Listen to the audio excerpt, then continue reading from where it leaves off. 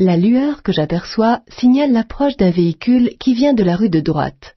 Étant donné que j'ai la priorité, je peux faire un bref appel lumineux pour avertir son conducteur de mon passage. Comme je roule en feu de route, j'effectue cet appel avec les feux de croisement.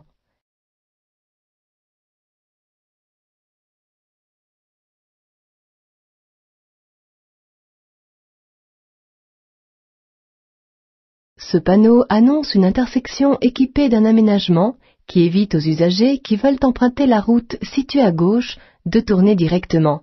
En outre, la signalisation interdit de tourner à gauche. Pour aller à la Chapelle-Neuve, j'allume le clignotant droit car je vais devoir d'abord tourner à droite. Ensuite, je traverserai la chaussée pour suivre cette destination. Si je vais à Plouné, j'allume aussi le clignotant droit puisque je bifurquerai à droite.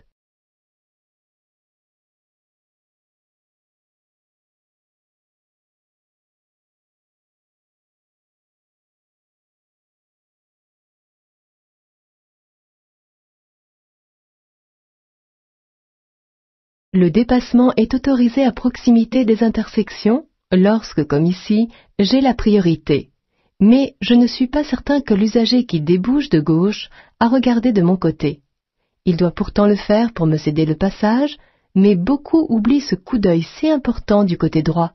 Dans le doute, il est préférable de m'abstenir, car s'il s'engage pendant que je dépasse, il y a un risque de collision frontale. Je ne dépasse pas.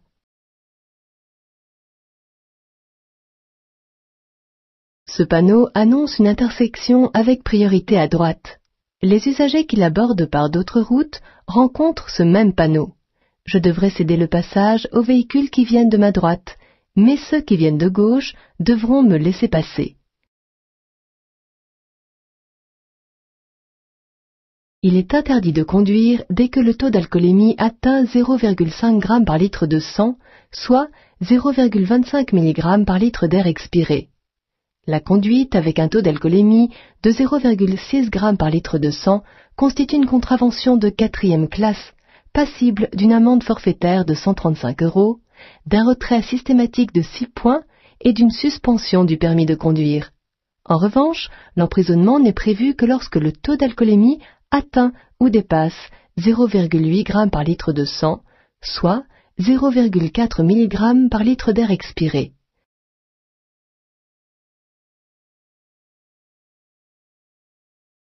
Cette balise est une borne qui permet de me repérer.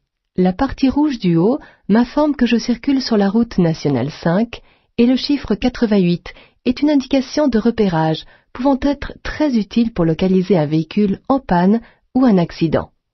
En communiquant immédiatement le numéro de la route et ce chiffre, je permets au secours de situer le lieu avec précision et d'intervenir plus rapidement. En revanche, cette borne ne donne aucune indication quant au régime de priorité. À proximité d'un sommet de côte, le stationnement et l'arrêt sont dangereux s'ils obligent d'autres usagers à se déporter à gauche. Or ici, mon véhicule, immobilisé sur l'accotement, ne constitue ni gêne ni danger pour la circulation. Je suis donc bien placé pour m'arrêter ou stationner. La ligne continue de gauche et le terre-plein central confirment que la chaussée est à sens unique. La signalisation m'informe qu'à 150 mètres, elle sera de nouveau à double sens et la vitesse limitée à 90 km/h. Mais ici, je circule encore sur une route à 2 chaussées, séparées par un terre-plein.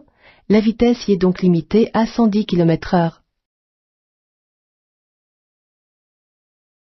Sous le panneau d'indication, les signaux précisent les règles qui devront être appliquées dans le tunnel.